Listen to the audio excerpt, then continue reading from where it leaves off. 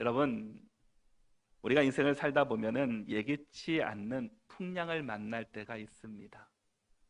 질병이라는 풍랑을, 또 고난이라는 풍랑을, 또 자녀와 가정, 직장, 물질이라는 풍랑 등을, 내가 원치 않은 일들을 우리가 만날 때가 있습니다.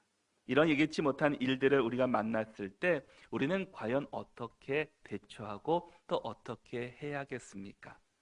여러분이 잘 아는 장난감 가운데 오뚝이라는 것이 있습니다. 오뚜기는 아무리 쓰러뜨려도 다시금 일어납니다. 이쪽으로 쓰러뜨려도 다시금 일어나고 저쪽으로 쓰러뜨려도 다시 일어납니다. 앞으로 뒤로나 쓰러뜨려도 어떻게 쓰러뜨리든 간에 다시금 일어나는 것이 오뚜기입니다. 쓰러져도 다시 일어나는 오뚜기의 원리는 과연 무엇이겠습니까? 이 몸통 아랫부분에 무거운 추를 놓고 중심을 항상 잡기 때문에 쓰러져도 다시금 일어난다라는 겁니다. 중심을 잡고 있으니까 아무리 쓰러뜨려도 그 오뚜기는 다시금 일어나는 것을 볼 수 있다라는 겁니다. 우리의 인생도 오뚜기처럼 어떤 상황 속에서도 중심을 잘 잡아서 쓰러지더라도 다시금 일어날 수 있는 믿음의 성도들이 될 수 있기를 축복합니다. 앞으로 살아가는 인생 속에서 우리가 예기치 못한 일들을 분명히 만나게 됩니다. 내가 예측한 일이면 내가 어떻게든 대처해 볼 수 있습니다. 그런데 예기치 못한 일이라면 우리가 당황할 수 있고 또 혼란스러워질 때가 있습니다. 그럴 때일수록 우리 인생의 중심을 잘 잡아서 넘어지더라도 다시금 일어날 수 있기를 바랍니다. 그런데 전제 조건이 있습니다. 자기가 주장하고 자기가 만든 이 확신과 원리 그때마다 그것들은 변하게 됩니다. 자기 방식, 세상의 방식이 아니라 성경에서 말씀하시는 대로 우리는 우리의 중심이 내가 아닌, 세상이 아닌 하나님께 중심을 두고 하나님께 맞추어 가야 한다라는 겁니다. 우리의 중심이 하나님께 맞추어 갈 때 우리가 흔들리더라도 오뚜기처럼 다시금 일어날 수 있습니다. 그리고 주님께서 그것들을 이길 수 있는 방법을 주시고 또 새로운 길을 분명히 열어주실 것입니다. 신약 성경에는 4개의 복음서가 있습니다. 마태복음, 마가복음, 누가복음, 요한복음. 특별히 오늘 본문 가운데 있는 이 마가복음에는 예수님의 12 제자들이 아주 어리석은 모습들을 자주 등장하는 것을 보게 됩니다. 그들은 자기들의 어리석음 때문에 예수님으로부터 여러 번 꾸중을 듣기도 했습니다. 그런데 예수님께서 그토록 어리석고 믿음도 부족한 제자들을 통해 세계 복음화를 이루어 가시기를 원하셨습니다. 그리고 그들에게 소망을 주시고 그들을 세워주시고 그들을 인도해 주셔서 이 세계 복음화 역사 가운데 그들에게 함께 주시는 것을 보게 됩니다.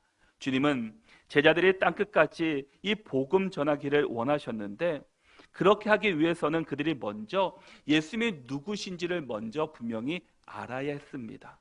그래서 예수님은 12 제자들과 수많은 무리들에게 하나님의 말씀을 시간 나는 대로 가르쳐 주시고 보여주셨습니다.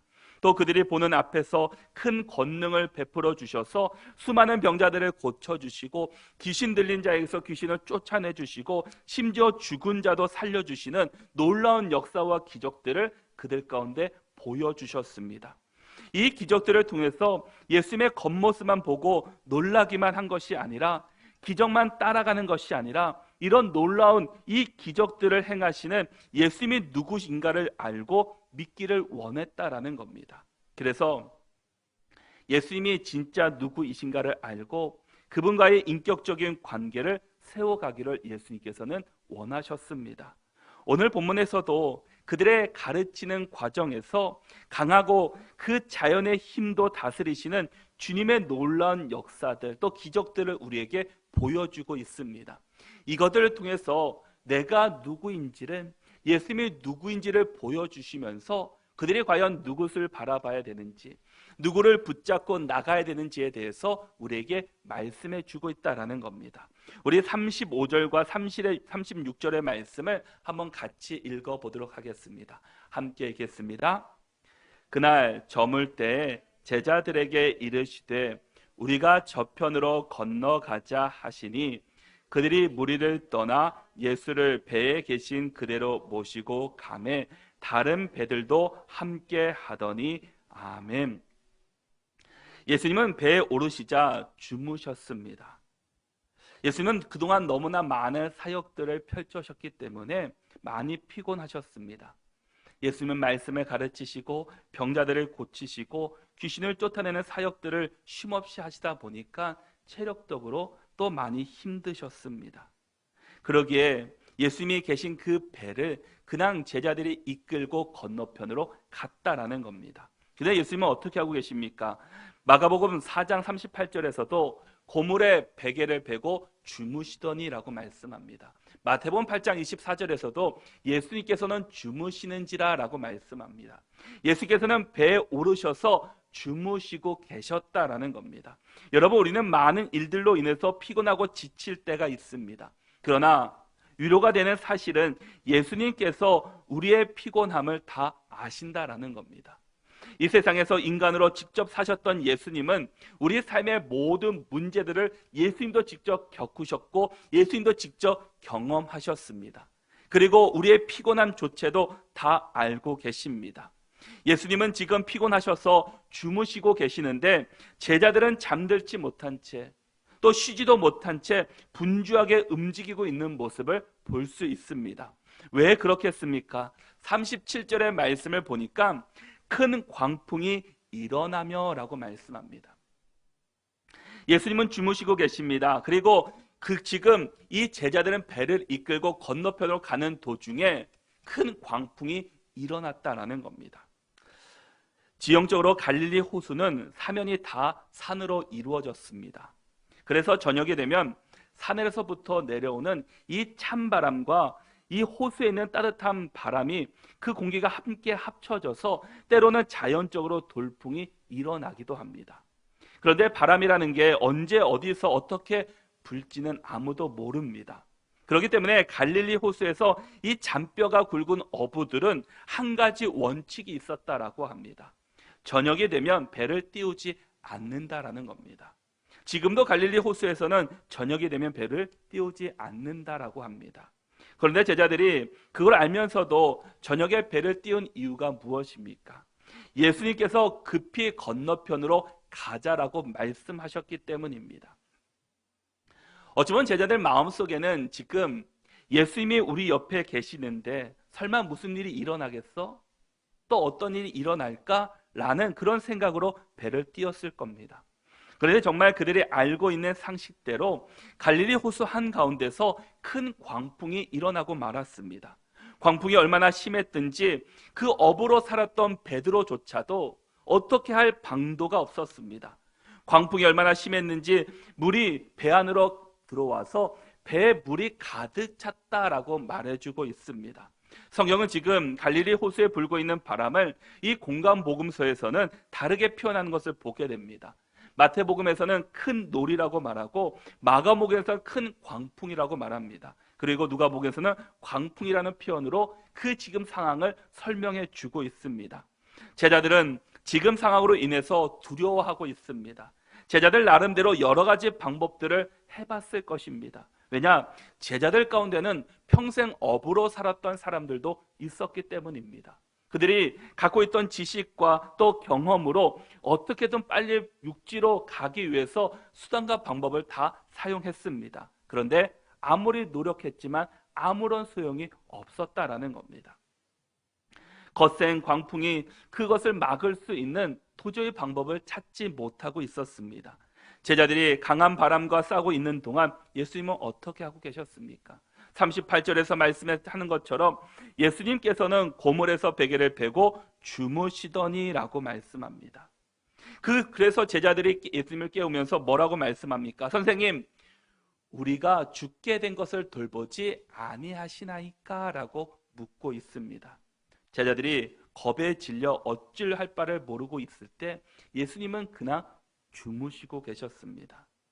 그러면서 제자들은 주무시고 계시는 예수님을 깨우면서 선생님, 우리가 죽게 된 것을 돌보지 않으십니까? 우리가 지금 다 죽게 되었습니까?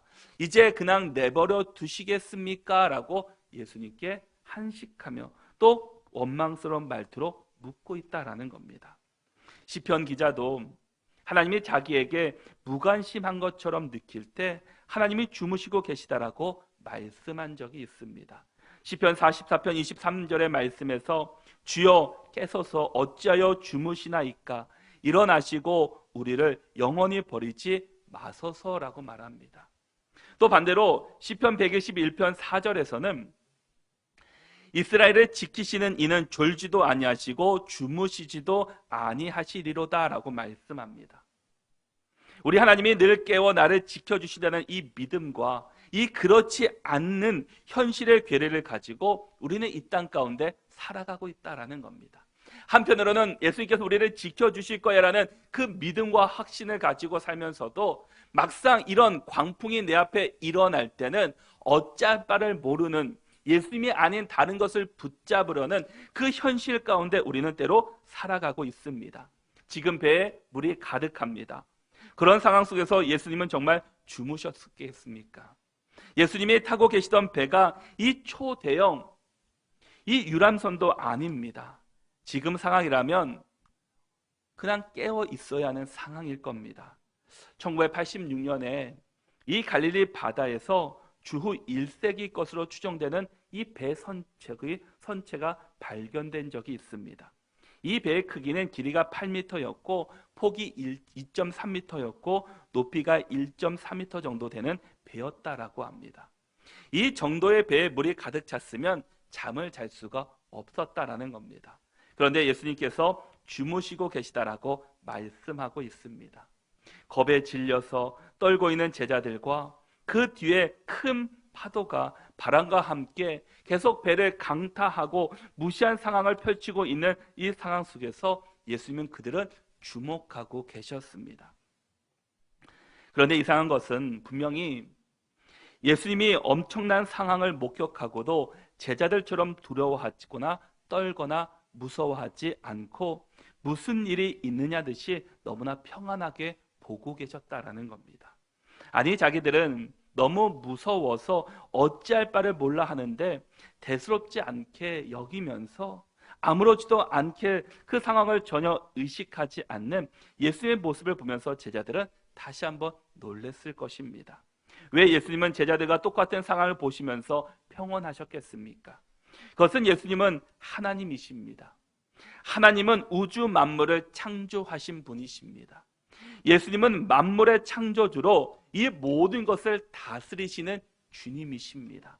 이것을 만드신 분이십니다. 그러면 이 만든 사람이 이것을 어떻게 다스리고 어떻게 사용할지는 잘 알고 있습니다. 어떤 기계를 만들 때 그것을 가장 잘 사용할 수 있는 사람은 그것을 만든 사람이 그것에 대해서 정확하게 모든 것을 알고 있는 것처럼 우리 주님은 이 세상 우주 만물을 창조하시는 분이시다라는 겁니다. 또 예수님은 제자들의 믿음을 시험하고자 그것들을 바라보고 계셨습니다. 예수님이 함께 계시기에 광풍이 일어나도 배에 물이 차도 제자들은 안전합니다. 지금까지 예수님과 함께하면서 어떤 모습을 보았습니까? 제자들은 이 복음이 전파하시고 귀신 들린 사람을 고치시고 병자들을 고치시고 죽은 사람을 살리신 예수님이셨습니다. 감히 내가 할 수 없는 일들을 예수님께서는 하셨다라는 겁니다. 제자들은 예수님이 하신 일들을 다 눈앞으로 다 보고 경험한 사람들이었습니다. 그럼 예수님이 어떠한 분이신지를 그들은 잘 알고 있습니다. 그런데 지금 예수님이 그들과 함께 하시는데 그들은 왜 두려워하고 있습니까? 나와 함께 하시는 하나님을 바라보지 못하고 지금 환경 앞에 그들이 지배당하고 있었다라는 겁니다. 제자들의 모습을 보면서 우리의 모습이 떠오르지는 않으십니까? 우리도 이 세상을 살아갈 때 예수님이 우리와 함께 하시고 우리와 동행하고 있다는 사실을 다 믿음으로 고백하고 다 알고 있습니다. 그럼에도 불구하고 우리는 늘 우리 앞에 놓여있는 상황과 환경으로 말미암아 때로는 좌절하고 넘어지고 있는 우리의 모습들을 발견한다라는 겁니다. 예수님 앞에서는 이 바람과 파도도 순종합니다. 제자들은 예수님을 보지 못하고 바람과 파도를 보고 있다라는 겁니다. 예수님을 보면은 자신감이 생기지만 이 파도와 바람을 보는 순간 넘어지고 쓰러지고 말았습니다. 이것이 제자들의 모습이자 바로 우리들의 모습이기도 했다라는 겁니다. 예수님은 제자들의 믿음으로 이것을 극복하기를 원하셨다라는 겁니다. 그러나 제자들은 그렇지 못했습니다. 만약 예수님께서 바람과 파도까지도 다스리는 권세가 있었음을 알았다면 제자들은 폭풍 앞에서도 두려워하지 않을 것입니다. 왜냐? 예수님께서 다스릴 수 있는 분이시기 때문입니다. 그런데 그들은 예수님께서 분명히 그것을 창조하시고 다스리시는 분이심을 알면서도 환경 앞에 쓰러지고 환경으로 말미암아 넘어지는 그들의 모습이었습니다. 우리가 바람과 파도 앞에서도 두려워하지 않을 수 있는 힘은 예수님께서 우리와 함께하고 계심을 우리가 믿기 때문입니다. 그러기에 우리는 우리의 삶을 다스리시는 주님이 그 우리의 주인이신 것을 기억하면서 믿음으로 고백하고 또 믿음으로 살아낼 수 있는 우리 모두가 될 수 있기를 축복합니다. 우리 39절의 말씀을 같이 한번 읽어보겠습니다. 함께 읽겠습니다. 예수께서 깨어 바람을 꾸짖으시며 바다더러 이르시되 잠잠하라 고요하라 하시니 바람이 그치고 아주 잔잔하여 지더라. 아멘. 예수님께서 곧 잠에서 깨어나셔서 이 바람과 바다를 어떻게 하십니까? 꾸짖으셨습니다. 그리고 어떻게 되었습니까? 잠잠하라 고요하라고 외치자 이 바람이 그치고 이 바다가 잔잔하여졌다라고 말씀합니다. 꾸짖자라는 이 헬라어는 에피티마오. 이 에피티마오는 예수님이 귀신을 쫓아내실 때 사용했던 단어입니다. 그리고 예수님은 바다에게 잠잠하라 고요하라 라고 명령하시자 그 바다가 광풍이 일어났던 그 바다가 갑자기 잔잔해졌다라는 겁니다. 우리의 인생을 마구 흔들어 놓는 이 풍랑과 이 폭풍 가운데서도 우리에게 필요한 것은 딱 한 가지입니다. 그것은 바로 예수 그리스도이시다라는 겁니다. 모든 것을 알고 계시고 모든 것을 주관하시고 모든 것을 처리하시는 능력의 주님이 필요한 것이지 다른 어떤 것들이 우리에게 필요한 것이 아니다라는 겁니다. 오직 예수님만이 우리에게 필요해 주시고 예수님만이 우리의 삶을 주장하시고 인도해 주십니다. 그러기에 우리는 하나님께 우리의 인생을 맡기고 또 하나님을 바라보고 하나님 앞에 온전히 쓰임받을 수 있는 하나님 붙잡고 나갈 수 있는 우리 모두가 될 수 있기를 바랍니다. 그런데 많은 신앙인들이 믿는다고 하지만 정작 어떤 어려움이 일어나면 자기에게 도움을 줄 수 있는 그 방법들을 모색하는 것을 보게 됩니다. 주님을 먼저 의지하면서 그렇게 노력하면 괜찮지만 주님을 제쳐놓고 자기가 알아서 하려고 한다라는 겁니다. 얼마나 안타까운 모습입니까? 우리 인간에게 필요한 것은 오직 한 분, 예수 그리스도이십니다. 예수님만이 이 우주 만물을 다스리시고 우주 만물을 통치하시는 분이시기 때문입니다. 세상의 그 다른 어떤 것들도 이 세상을 통치하고 주관할 수 없습니다. 오직 예수님만이 우리를 다스리시고 우리를 선한 길로 인도해 주신다라는 겁니다. 그분을 바로 아느냐 모르냐에 따라서 모든 것이 결정됩니다. 다시 말해 세상의 빛으로 오신 예수님을 바로 알고 바로 모시느냐 그렇지 않냐에 따라서 우리 인생의 항로가 결정된다라는 겁니다. 태평양과 같은 큰 바다를 건널 때 선장이 어떤 사람인가를 바로 알고 다른 것을 그 걱정할 필요가 없다라는 겁니다. 폭풍이 언제 불어올지 지금 어디에 있는지를 몰라도 선장을 신뢰한다면 선장을 믿는다면 그 배는 잘 순항할 수 있습니다. 우리 인생의 선장이 누구이십니까? 바로 예수 그리스도이십니다. 우리의 남은 인생을 우리의 선장 되시는 주님께 맡기고 주어진 삶 속에서 최선을 다해서 또 믿음으로 살아갈 수 있는 저와 여러분들이 될 수 있기를 바랍니다. 우리 40절 말씀을 같이 한번 읽어보겠습니다. 40절 말씀 함께 읽겠습니다. 이에 제자들에게 이르시되 어찌하여 이렇게 무서워하느냐 너희가 어찌 믿음이 없느냐 하시니 아멘.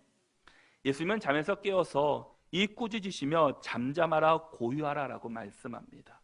그러자 바람이 아주 잔잔해졌습니다. 그러고 나서 제자들을 보시면서 예수님께서 뭐라고 말씀하십니까? 왜 이렇게 무서워하느냐? 너희가 어찌 믿음이 없느냐라고 말씀하고 있습니다. 어찌 보면 이것이 믿음과 상관없는 일처럼 보일 수 있습니다. 폭풍 한가운데 갈릴리 호수 가운데 큰 풍랑이 일어났을 때 이 배를 안전하게 옮기기 위해서는 또 지식도 필요하고 방법도 여러 가지 경험도 필요합니다. 그런데 하나님께서는 지금 예수님께서는 뭐라고 말씀합니까? 그 제자들을 향해서 말씀하시기를 너희가 어찌 믿음이 없느냐라고 말씀하고 있다라는 겁니다. 그들이 과연 믿음이 없었겠습니까? 제자들은 예수님을 계속해서 따라다니던 사람들입니다. 예수님을 눈앞에서 직접 보고 함께 교제하고 함께 나누면서 생활한 사람입니다. 직접 예수님의 말씀을 들은 사람입니다. 그런데 믿음이 없다라는 것이 이해가 되지 않을 수 있습니다. 그래서 예수님께서는 지금 그들을 향해서 왜 믿음이 없느냐라고 말씀하고 있다라는 겁니다.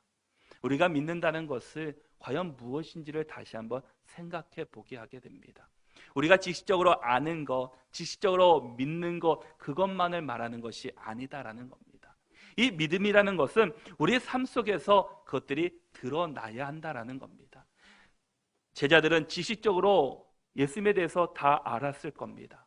근데 막상 이 어려움을 당하자 그들은 지식적으로 예수님을 알았을 뿐 진짜 내 삶 속에서 역사하시고 나타나고 계시는 하나님을 보지 못했다라는 겁니다. 그래서 예수님께서는 그들에게 어찌 믿음이 없느냐라고 선포해 주시고 계십니다. 예수님은 제자들로부터 그 믿음의 모습을 다시금 보기 원하셨다라는 겁니다. 왜냐 앞으로 일어날 모든 사역들이 이것보다 더 많은 감당의 일들이 그들 앞에 놓여 있기 때문이었습니다. 그래서 웬만한 믿음 가지고 그들이 이겨낼 수 없기 때문에 예수님께서는 그들의 믿음을 다시금 확인하고 계셨다라는 겁니다. 수많은 기적들을 직접 목격하고 권능의 말씀을 계속 들어온 제자들입니다. 그러면 그들은 그러한 주님의 놀라운 일들을 통해 예수님이야말로 인류의 구주심을 깨달아야 합니다. 그리고 예수님을 전적으로 신뢰하고 또 믿음으로 고백하고 나가야 합니다. 그러나 그토록 많은 기적을 목격하고 그토록 말씀을 들었지만 그것에도 불구하고 제자들은 예수님이 누구신지를 또 직접 역사하시는 예수님을 그들은 보지 못하고 있었다라는 겁니다. 그것이 다른 사람들의 일이었지 나에게도 그런 것들이 나타날 거다라는 것을 보지 못했다라는 겁니다. 우리 주님은 우리에게 역사하시는 하나님이십니다. 우리 주님은 여러분 한 사람 한 사람을 통해서 만들어 가시고 여러분 가운데 하나님께서는 역사하시고 하나님께서는 일하여 주신다라는 겁니다. 제자들은 주님의 말씀을 들었고 믿음을 있었지만 병자 고친 것들, 귀신을 쫓아낸 것들, 죽은 자를 살리신 것은 그들이 경험한 것이지 나에게 것들이 일어날까라는 그 의구심이 그들 머릿속에 남아 있었다라는 겁니다. 그러다 보니 막상 이 강풍이 불자 나의 것으로 받지 못하고 다른 방법들을 찾는 모습을 보여주고 있다라는 겁니다. 그것은 제자들의 문제만이 아니라 어찌 보면 우리들의 문제일 수도 있습니다. 우리도 인생을 살아가다 보면은 이 광풍을 만날 때가 있습니다. 그럴 때 우리는 예수님을 붙잡고 예수님이 해결해 주실 거야 라는 믿음을 가지고 나가는 것이 아니라 그래 예수님께서 해결해 주실 거야 라고 생각을 하지만 내 행동과 모습은 기도가 아니라 다른 것들을 찾고 있는 방법들을 모색하고 있는 우리들의 모습이다라는 겁니다. 예수님이 지적하시는 제자들의 문제가 무엇이었습니까? 그들의 문제는 단지 폭풍 때문에 무서워한 것이 아닙니다. 그런 폭풍상에서 무서워하지 않을 사람이 어디 있겠습니까? 예수님은 그들의 두려움 자체를 지적하는 것이 아니라 그들이 두려워하게 된 원인, 즉 왜 두려워하고 있는지를 말씀하고 있다라는 겁니다. 제자들은 온 우주를 창조해 주시는 이 창조주이신 주님과 함께 하고 있습니다. 그토록 수많은 기적을 일으키신 주님이 지금 옆에 계십니다. 다른 곳에 계신 것이 아니라 바로 배 안에 함께 하고 있었습니다. 그럼에도 불구하고 그들은 예수님을 부른 것이 아니라, 예수님께 맡긴 것이 아니라 자신들이 하고자 했다라는 겁니다. 자신의 경험과 지식과 또 수단과 방법을 사용해서 그것들을 해결하려고 했던 그들의 모습을 우리에게 보여주고 있습니다. 예수님이 누구신지를 깨닫지 못하는, 그 결과에 그분을 신뢰하지 못했고 또 그로 인해서 두려워하고 또 염려하는 그들의 모습이었습니다. 이 문제의 답이신 예수님이 옆에 계시는데 제자들은 예수님이 아닌 환경을 바라보며 무서워 떨고 있었습니다. 그래서 예수님께서는 그들에게 뭐라고 말씀하십니까? 41절의 말씀을 보시면 41절의 말씀을 한번 같이 읽겠습니다. 함께 읽겠습니다. 그들이 심히 두려워하여 서로 말하되 그가 누구이기에 바람과 바다도 순종하는가 하였더라. 아멘.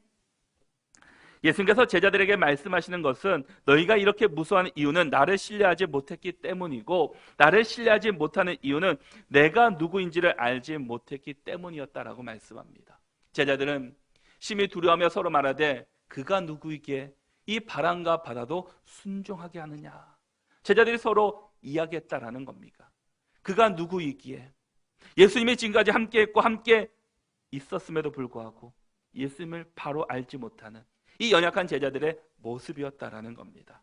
내가 누구인지를 알지 못했기 때문에 그들은 이런 어려움을 겪고 있었습니다. 우리가 인생의 폭풍을 만날 때 벌벌 떨면서 소망 없는 자처럼 두려워하고 걱정하게 된다면 그 근본 원인은 폭풍이 강해서가 아니라 예수님이 누구신지를 우리가 분명히 알지 못하고 있기 때문입니다. 하나님께서 지식으로는 창조주시고 이 우주 만물을 다스리시고 우리의 모든 연약함을 아시고 이 모든 것을 통치하시고 선한 길로 인도해 주실 분인 것을 우리가 머리는 알지만 사실은 정확하게 알지 못하고 있었다라는 겁니다. 그러기에 우리는 주님이 누구신지를 바로 알기 위해서 여호와를 힘써 알아가야 합니다. 내가 안다는 정도에서 멈추는 것이 아닙니다. 내가 다 알았어가 아닙니다. 하나님의 말씀 우리가 계속해서 배우고 순종하고 그 말씀대로 살아갈 때 우리가 진정한 주님을 만나고 경험한다라는 겁니다. 그래서 호세아 6장 3절에서도 우리가 여호와를 알자, 힘써 여호와를 알자라고 말씀하고 있습니다. 근본적인 문제 해결의 출발점은 다른 것이 아니라 주님을 바로 아는 것입니다. 예수님이 누구십니까? 우리 주님은 세상 만물을 주관하시는 분이십니다. 우리가 신앙생활을 잘 할 수 있는 방법은 다른 것이 아니라 예수님을 바르게 아는 것입니다. 우리가 예수님을 바르게 알 때 어려움이 닥칠지라도 함께 계신 주님을 신뢰하기 때문에 이 평안한 믿음을 가질 수 있습니다. 혹시 상황이 내 뜻대로 되지 않는다 할지라도 우리가 주님을 따르는 믿음의 사람으로 살아갈 수 있습니다. 내가 생각하기에는 이렇게 되어야 하지만 혹시 그리 아니하실지라도, 혹시 내 생각대로 되지 아니하실지라도 신실하신 주님을 신뢰하고 따라가겠다라는 그 믿음이 우리 가운데 있어야 한다라는 겁니다. 이런 놀라운 믿음과 축복이 우리 삶 가운데 가득 넘치시기를 축복합니다. 우리가 예수님을 믿는다고 해서 우리 앞에 이런 풍랑과 그 광풍이 없는 것은 아닙니다. 인생에는 언제든지 폭풍이 불어오게 됩니다. 그 폭풍을 어떻게 견디느냐가 더 중요하다라는 겁니다. 폭풍을 만나지 않는 것이 중요한 것이 아니라, 그것이 축복이 아니라 폭풍을 어떻게 이해하고 어떻게 받아들이고 그것들을 통해서 우리가 어떻게 살아가고 어떻게 주님을 만나야 되는지를 우리가 경험해야 된다는 겁니다. 우리 가운데 때로는 폭풍이 오고 고난이 오는 것은 우리가 주님을 더 바로 알고 주님을 더 만나기를 원하시는 하나님의 뜻이었습니다. 지금 바다 가운데 폭풍이 일어난 것은 제자들이 예수님을 더 믿음으로 알기를 원하셨고 또 예수님을 바르게 알기를 원하시는 예수님의 마음이셨다라는 겁니다. 세상이 어떻게 요동해도 우리는 중심을 잘 잡아야 합니다. 그 예수님의 가르쳐 주시는 중심이 뭡니까? 하나님을 붙잡으라라는 겁니다. 십자가 바라보라라는 겁니다. 우리 마음 중심에 예수 그리스도를 온전히 모시고 살아가라라는 겁니다. 우리 주님은 언제나 여러분과 또 우리와 동행하시는 분이십니다. 또 우리 가운데 늘 함께 하시는 분이십니다. 그것이 내 지식적으로만 내가 아는 것이 아니라 내가 어려울 때 또 내 삶 속에서 그것들을 드러내며 살아갈 수 있는 저와 여러분들이 될 수 있기를 바랍니다. 아무리 우리 앞에 거센 풍랑이 분다 할지라도, 고난이 우리 앞에 놓인다 할지라도 하나님이 함께 하시면 그것들은 그냥 지나가는 바람과 같은 존재들입니다. 그러기에 끝까지 어떠한 어려움 속에서도 주님 붙잡고 주님 의지하여서 정말 주님 앞에 귀하게 쓰임받는 믿음의 성도들이 다 될 수 있기를 바랍니다.